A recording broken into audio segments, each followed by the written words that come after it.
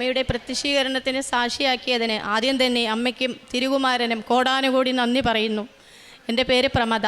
ഞങ്ങൾ പാലക്കാട് നിന്ന് വരുന്നു. ഇതെൻ്റെ മോളാണ്. ഞാനൊരു സ്കൂൾ ടീച്ചറാണ്. ക്രിസ്ത്യൻ സ്കൂളിലാണ് ഞാൻ വർക്ക് ചെയ്തത്. അതുകൊണ്ട് എനിക്ക് എപ്പോഴും മാതാവിനെയും തിരുകുമാരനും ഒരുപാട് ഇഷ്ടമാണ്.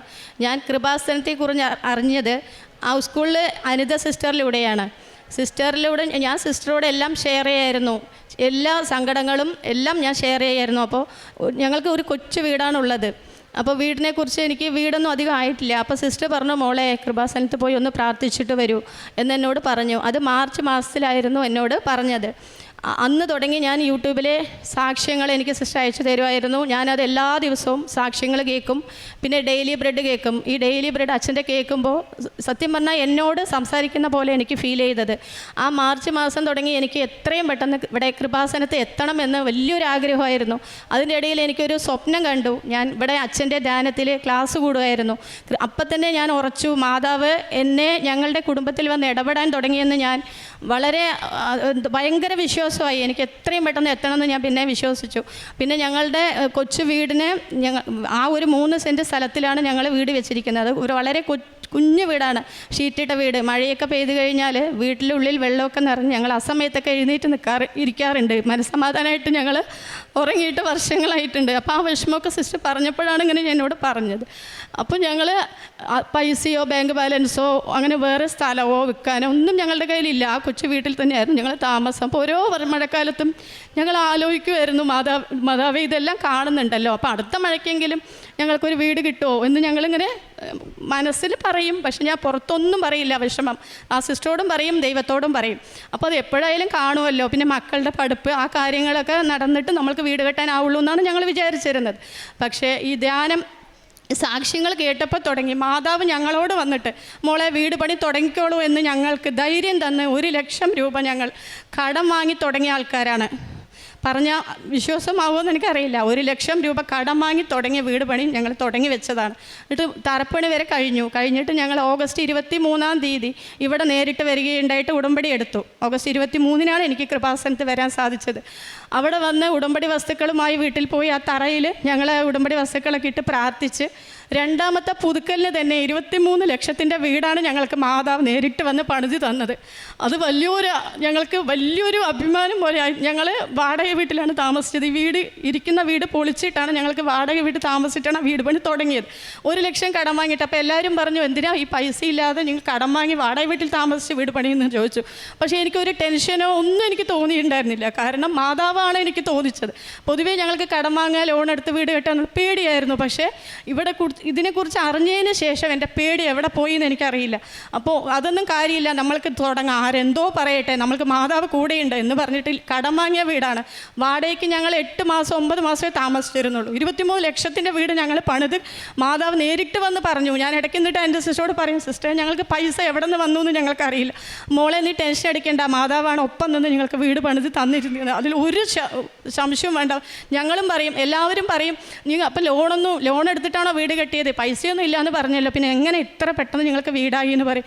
അപ്പം ഞാൻ എല്ലാവരോടും ഒരേ ഒരു കാര്യം ഞാൻ പറഞ്ഞിരുന്നുള്ളൂ, മാതാവ് നേരിട്ട് വന്ന് കെട്ടിത്തന്ന വീടാണ്. ഞങ്ങൾക്ക് വലിയ കടങ്ങളോ കാര്യങ്ങളോ ഒന്നുമില്ല. എങ്ങനെ പൈസ വന്നോ എവിടെ നിന്നൊന്നും ഞങ്ങൾക്ക് ഇപ്പോഴും അറിയില്ല. അത് ഞങ്ങൾ ഉച്ചത്തിൽ സൗണ്ട് നിലവിളിച്ചിട്ട് ഞാൻ പറയാറ്, മാതാവ് കെട്ടിത്തന്ന വീടാണ് എന്നുള്ളത്. അത് അങ്ങനെയാണ് എൻ്റെ ആദ്യത്തെ സാക്ഷ്യം. അപ്പോൾ ഞാൻ ഇടിയും മഴയൊക്കെ വന്നു കഴിഞ്ഞ് ഈ ഒരു മഴക്കാലത്ത് എനിക്ക് മനസ്സമാധാനത്തോടെ അതിൻ്റെ വീട്ടിൽ ഉറങ്ങാൻ, ഞങ്ങൾ കാറ്റും മഴയൊക്കെ വരുമ്പോൾ മനസ്സമാധാനത്തോടെ മാതാവിനെ ഓർത്തിട്ടാണ് ഇപ്പോൾ ഞാൻ കിടന്നുറങ്ങുന്നത്. പേടിയില്ലാതെ ഒരു റൂമാണ് ഞങ്ങൾ ആഗ്രഹിച്ചത്. പക്ഷേ നല്ലൊരു വീട് ഞങ്ങൾക്ക് മാതാവ് പണിത് തന്നു. ഞങ്ങളെ കൊണ്ട് ഒരിക്കലും സാധിക്കില്ല. കാരണം വേറെ ഒരു സ്ഥലമോ ബാങ്ക് ബാലൻസ് ഒന്നുമില്ല. അതുകൊണ്ട് എനിക്ക് എത്ര പറഞ്ഞാലും എനിക്ക് മതി വരില്ല ആ വീടിനെക്കുറിച്ചുള്ള സാക്ഷ്യം. പിന്നെ എൻ്റെ മോൾക്ക് 5-8 വർഷമായി ശ്വാസം മുട്ട് അലർജിയുള്ള മരുന്ന് കഴിച്ചുകൊണ്ടേ ഇരിക്കുകയായിരുന്നു. എല്ലാ ടെസ്റ്റുകളും കഴിഞ്ഞ് ഡോക്ടറെ അടുത്ത് പോയിട്ട് മരുന്ന് കണ്ടിന്യൂ ചെയ്യണം, ഇത് എന്നും കഴിക്കേണ്ടതാണ് പറയുക. അപ്പം നമ്മൾ പറയും, അയ്യോ അത് എങ്ങനെയെങ്കിലും സ്റ്റോപ്പ് ചെയ്യാൻ പറ്റില്ല, അലർജിയും ശ്വാസം മുട്ടും ഒന്ന് മാറ്റിത്തന്ന് ഇതെങ്ങോട്ട് പോകുമ്പോഴും ഞങ്ങൾക്ക് ഈ മരുന്ന് കൊണ്ടുപോകണം. അപ്പോൾ അതെനിക്കൊരു വിഷമമാണ്. പെൺകുട്ടിയല്ലേ, അപ്പം ഇനി എപ്പോഴും ഈ മരുന്നും കൊണ്ട് ഇങ്ങനെ നടന്ന് അതൊരു വിഷമമല്ലേ ഡോക്ടറെ, അത് എങ്ങനെയെങ്കിലും ഒന്ന് മാറ്റിത്തരാൻ പറ്റുമോ എന്ന് ചോദിച്ചപ്പോൾ ഇതങ്ങനെ ഡോസുള്ള മരുന്നൊന്നും അല്ല, അത് കഴിച്ചോട്ടെ, എന്തായാലും സ്റ്റോപ്പ് ചെയ്യാൻ പറ്റില്ല പറഞ്ഞു. പക്ഷേ ഞാൻ ഉടമ്പടി എടുത്തതിന് ശേഷം എൻ്റെ മോള് ഈ നിമിഷം വരെ 8 വർഷത്തോളം മരുന്ന് കഴിച്ച മോളാണ്. ഞാനും അതുപോലെ മരുന്ന് കഴിച്ച ആളാണ്, ശ്വാസം മുട്ടൻ. എൻ്റെ ശ്വാസം മുട്ടാണ് മോൾക്ക് കിട്ടിയിരിക്കുന്നത്. പക്ഷേ ഈ ഉടമ്പടി ഞാൻ ഓഗസ്റ്റ് 23 ഉടമ്പടി എടുത്തതിന് ശേഷം എൻ്റെ മോളും ഞാനും മരുന്ന് കഴിച്ചിട്ടേ ഇല്ല. ആ ഉടമ്പടി തൈലം ഹസ്ബൻഡ് നെറ്റിയിൽ കുരിശ് വരച്ച് തന്നിട്ട് വാക്കിങ്ങിന് പോണ ആളാണ്. 4:30 ഞാൻ പാതി മയക്കത്തിലായിരിക്കും. അപ്പോൾ ആൾ ഉടമ്പടി തൈലം വെച്ച് എൻ്റെ നെറ്റിയിൽ കുരിശ് വരച്ച് എൻ്റെ ശ്വാസം മുട്ട് കഥപ്പ് എല്ലാം മാറി. മോള് ബാംഗ്ലൂരിലായിരുന്നു 1 വർഷത്തോളം. ഞാനിപ്പോൾ അവിടെ വന്നിട്ട് അങ്ങനെ 1 വർഷം തന്നെ ആയിട്ടുള്ളൂ. അപ്പോൾ മോൾക്കാണെങ്കിലും അവൾ കുരിശ് വരയ്ക്കാനൊന്നും കഴിഞ്ഞിട്ടില്ല. പക്ഷേ മനസ്സുരുകി പ്രാർത്ഥിച്ച് എൻ്റെ മോൾക്ക് ബാംഗ്ലൂരിൽ ക്ലൈമറ്റ് അറിയാലോ, തണുപ്പും എല്ലാം ഉള്ളതാണ്. പക്ഷേ എൻ്റെ മോൾക്ക് ഈ നിമിഷം വരെ മരുന്നുമില്ല, ഒന്നുമില്ലാതെ മാതാവ് അത് ഞങ്ങൾക്ക് മാറ്റി തന്നു. എത്ര പറഞ്ഞാലും എനിക്ക് മതി വരില്ല. പിന്നെ പ്രേക്ഷിത പ്രവർത്തനമാണെങ്കിലും ഞാൻ സ്കൂളിൽ വർക്ക് ചെയ്യുന്നതുകൊണ്ട് അവിടുത്തെ ടീച്ചേഴ്സിനും പിന്നെ പരിസരവാസികൾക്കെല്ലാം പറഞ്ഞു തന്നെയാണ് ഞങ്ങളുടെ അത്ഭുതങ്ങൾ നടന്ന കാര്യങ്ങൾ പറഞ്ഞിട്ടാണ് ഞാൻ അവരോട് പേപ്പർ എല്ലാം കൊടുക്കാറ്. പിന്നെ ഞങ്ങളുടെ അത്ഭുതങ്ങൾ കണ്ടിട്ടും എല്ലാവരും ഇങ്ങോട്ട് ചോദിക്കാൻ തുടങ്ങി, എന്തോ നിങ്ങൾക്ക് ഇത്ര എന്താ പറയുക അങ്ങനെ പറഞ്ഞു. അപ്പം ഞങ്ങളിവിടെ വന്ന് പ്രാർത്ഥിച്ചത് കൊണ്ടും ഉടമ്പടി എടുത്തതുകൊണ്ടും മാത്രമാണ് നടന്നതല്ല, ഞങ്ങളുടെ ഒരു കഴിവിലും അല്ലാതെ നടന്നതെന്ന് പറഞ്ഞ് ഞങ്ങളിലൂടെ കുറേ പേര് ഇവിടെ വന്ന് ഉടമ്പടി എടുത്തിട്ടുണ്ട്. ഇനിയും ഒരുപാട് പേര് വരാനായിട്ട് നിൽക്കുന്നുണ്ട്. ഞങ്ങൾക്ക് ടൈമില്ലാത്ത ഒരു കാരണം കൊണ്ട് മാത്രം ഞങ്ങളവരെ അടുത്ത മാസം കൊണ്ടുവരാമെന്ന് പറഞ്ഞിട്ട് ഒന്ന് ഞാൻ സാക്ഷ്യം പറയാൻ മാത്രമായിട്ട് ഇങ്ങോട്ട് വന്നതാണ്. അപ്പോൾ അത് നോക്കിയപ്പോൾ പറഞ്ഞു ഡേറ്റ് വൈകി കഴിഞ്ഞു, പുതുക്കിയിട്ട് വരും, എന്നിട്ട് സാക്ഷ്യം പറയാമെന്ന് പറഞ്ഞു. അത് പുതുക്കി വെയിറ്റ് ചെയ്തിട്ട് ഞങ്ങളിപ്പോൾ സാക്ഷ്യം പറഞ്ഞിട്ട് പോവുകയാണ്. ഇനി അടുത്ത മാസം ഒരുപാട് പേര് ഇവിടെ വരാനായിട്ട് നിൽക്കുന്നുണ്ട്. നമ്മളിലൂടെ കുറേ പേര് അനുഗ്രഹങ്ങൾ കിട്ടണമെന്നാണ് ഇപ്പോൾ ഞാൻ ആഗ്രഹിക്കുന്നത്. പിന്നെ ഞാൻ പറയാം, ആത്മാർത്ഥമായിട്ട് ഈ കൃപാസനത്തിൽ കാല് കുത്തിയ മാതാവ് നമ്മളെ ഒരിക്കലും കൈവിടില്ല എന്നുള്ള തെളിവാണ് ഞങ്ങളുടെ കുടുംബത്തിൽ നടന്നുകൊണ്ടിരിക്കുന്നത്. അതുപോലെ എല്ലാവർക്കും അനുഗ്രഹങ്ങൾ വരണം. അന്നിപ്പോൾ ഞങ്ങൾ ട്രെയിനിൽ വരുമ്പോൾ തന്നെ 2 ഫാമിലീനെ കണ്ടിട്ടുണ്ടായിരുന്നു. അവരോടും ഞങ്ങൾ ഇത് അവിടെ നിന്ന് കയറി ഇവിടെ എത്തുന്നവരെ ഞങ്ങൾക്ക് പറഞ്ഞിട്ടും മതി വരുന്നില്ല. അവർ ഇടയിൽ സ്റ്റോപ്പിൽ ഇറങ്ങിപ്പോയി. പക്ഷേ എനിക്ക് അവരോട് ഇനിയും എന്തൊക്കെയോ പറയാനുണ്ട്. അവർ എൻ്റെ നമ്പറും കാര്യങ്ങളൊക്കെ ചോദിച്ചു, വിളിക്കാൻ മോളെ എനിക്കും വരണം പറഞ്ഞു. അപ്പം നമ്മളിലൂടെ ഒരുപാട് ആൾക്കാരുടെ വേദനകൾ സങ്കടങ്ങൾ മാറാൻ ആഗ്രഹമാണെങ്കിൽ എനിക്കതിൽ ഒരുപാട് ആഗ്രഹങ്ങളുണ്ട്. അതൊക്കെയാണ് എനിക്ക് പറയാനുള്ളത്. പിന്നെ കാരുണ്യ പ്രവർത്തനം എന്ന് പറഞ്ഞാൽ ഞങ്ങൾ ഈ റോഡ് സൈഡിൽ ഭിക്ഷക്കാർ പോലെ ഇരിക്കുന്ന അവരെ തേടി നടന്നിട്ടാണ് ഫുഡ് ഉണ്ടാക്കി കൊടുക്കാറ്. ഞങ്ങൾ ചില സൺഡേസിലാണ് മിക്കവാറും പോവാറ്. അപ്പോൾ മോനും മോളും പിന്നെ ഞങ്ങൾ 2 പേരും കൂടെ 2 ബൈക്കിലെടുത്ത് പൊതിച്ചോറ് ഉണ്ടാക്കി, ചിലപ്പോൾ ഏതെങ്കിലും നമ്മൾക്ക് സൗകര്യമുള്ള ഫുഡ് ഉണ്ടാക്കിയിട്ട് നെയ്ച്ചോറാണോ ബിരിയാണോ നമ്മളുടെ ഇഷ്ടമുള്ളത് ഉണ്ടാക്കിയിട്ട് പൊതിച്ചോറ് കൂടെ ഞങ്ങളിങ്ങനെ പോവും. സ്ലോവായി പോയി റോഡ് സൈഡിൽ വല്ലവരും ആരെങ്കിലും ഭിക്ഷക്കാർ കിടക്കുന്നുണ്ടോ നോക്കി അവരുടെ കൈകളിലാണ് ഞങ്ങൾ ഫുഡ് കൊടുക്കാറ്. പിന്നെ ഓർഫനേജിൽ പോയിട്ട് കുറച്ച് ഡ്രസ്സ് പാവങ്ങൾക്ക് കൊടുക്കാറുണ്ട്. അങ്ങനെ ഇവിടെ വന്നപ്പോഴാണ് എനിക്ക് ഒരുപാട് കാര്യങ്ങൾ എന്തൊക്കെ ചെയ്യാൻ പറ്റും എന്നൊക്കെ ഞാൻ ഇവിടെ വന്നതിന് ശേഷമാണ് അറിഞ്ഞത്. അതൊക്കെ എനിക്ക് വളരെ വളരെ സന്തോഷമാണ്. ഇപ്പോൾ ഒരു പരിചയമില്ലാത്തവർക്കാണ് കൊടുക്കേണ്ടതെന്ന് പറയുന്നുണ്ട്. അതൊക്കെ ഞാനിപ്പോൾ ഇവിടെ വന്നതിന് ശേഷം അറിഞ്ഞത്. അങ്ങനെ എന്നും എനിക്ക് ഇവിടെ ഉടമ്പടിയിൽ തുടരണമെന്നാണ് ആഗ്രഹമുള്ളത്. എപ്പോഴും മാതാവിനോട് ഒട്ടിച്ചേർന്ന് നിന്ന് പോകാനാണ് ആഗ്രഹം. മാതാവ് നമ്മളെ ഒരുപാട് ഉയർത്തി താലോലിച്ച് പരിപാലിച്ച് കൊണ്ടുപോകുന്ന പോലെയാണ് എനിക്ക് ഫീൽ ചെയ്തത് ഞങ്ങളുടെ കുടുംബത്തെ. അത് എന്നും ഉണ്ടാവും. മാതാവിനോടൊപ്പം എന്നും ഉടമ്പടിയിലായിരിക്കണമെന്ന് ഞാൻ ഒരുപാട് ആഗ്രഹിക്കുന്നുണ്ട്. ഈശോയ്ക്കും തിരുകുമാരനും മാതാവിന് ഒരുപാട് നന്ദി പറഞ്ഞുകൊണ്ട് ഞാൻ നിർത്തുന്നു. 115-ാം സങ്കീർത്തനം 12-ാം തിരുവചനം.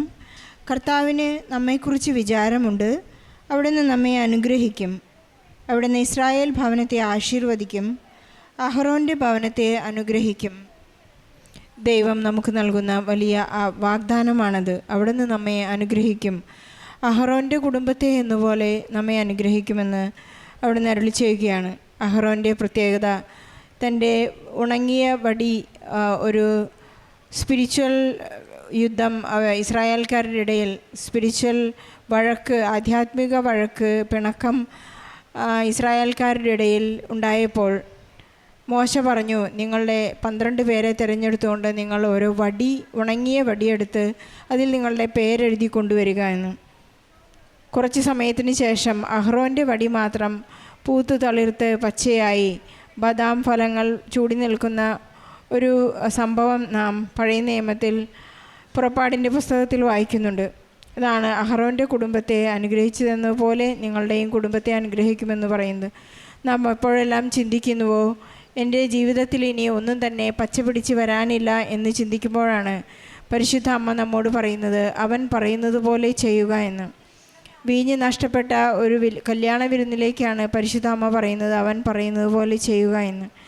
മാമോദീസ സമയത്ത് ഈശോയ്ക്ക് ജോർദാൻ നദിയിൽ വെച്ചും സ്വർഗീയ പിതാവ് നമ്മോട് പറയുന്നത് തന്നെയാണ്.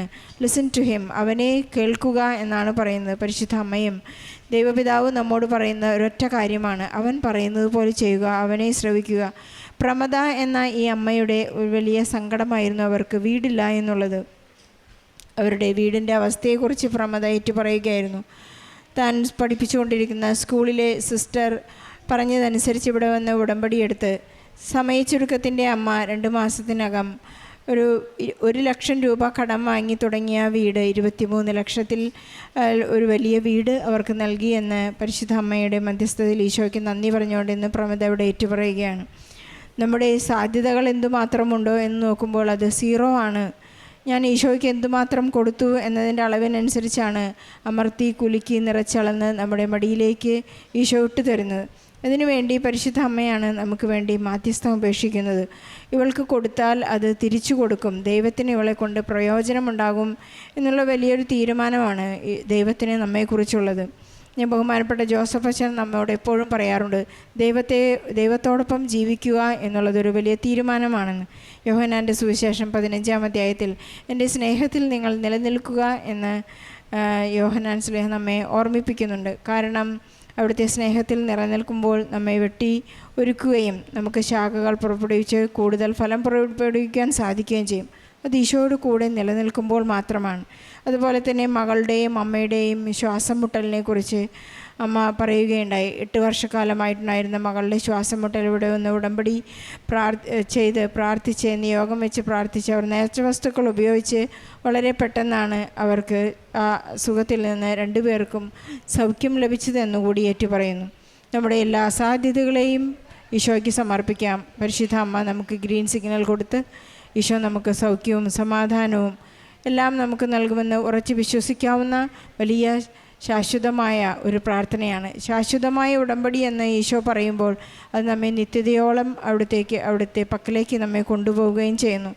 പ്രമദയ്ക്ക് വീട് ലഭിച്ചതിനും സൗഖ്യം ലഭിച്ചതിനും സമാനമായ പ്രതിസന്ധികളിലൂടെ കടന്നു പോകുന്ന രോഗാവസ്ഥയിലും വീടും വഴിയും വെള്ളവുമില്ലാതെ വെളിച്ചമില്ലാതെ കഷ്ടപ്പെടുന്ന എല്ലാ മക്കളുടെയും നിയോഗങ്ങളെ ഈ സാക്ഷ്യത്തോട് ചേർത്ത് വെച്ച് അവർക്ക് വേണ്ടി പ്രാർത്ഥിച്ചുകൊണ്ട് ഈശോയ്ക്കും പരിശുദ്ധ അമ്മയ്ക്കും നല്ല ഒരു കയ്യടി നൽകി സാക്ഷ്യം നമുക്ക് സമർപ്പിക്കാം. അത്യപൂർവ ദൈവാനുഭവങ്ങൾ ഇനി നിങ്ങൾക്കും സ്വന്തം.